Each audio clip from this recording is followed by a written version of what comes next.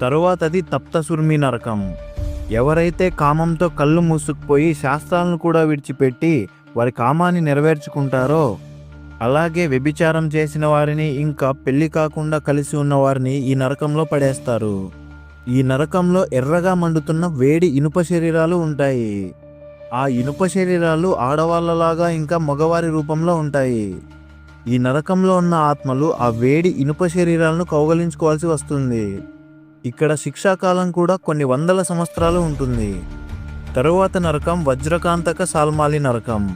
ఎవరైతే కామంతో జంతువులను కూడా వదిలిపెట్టకుండా లైంగికంగా దాడి చేస్తారో యమభటులు వారిని ఈ నరకంలో పడేస్తారు. ఈ నరకంలో ఒక పెద్ద ముళ్ళ చెట్టు ఉంటుంది.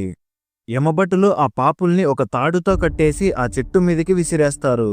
తరువాత గట్టిగా కిందకి లాగుతారు. అప్పుడు ఆ శరీరం 2 ముక్కలుగా విడిపోతుంది. ఆ శరీరానికి మరణం ఉండదు కాబట్టి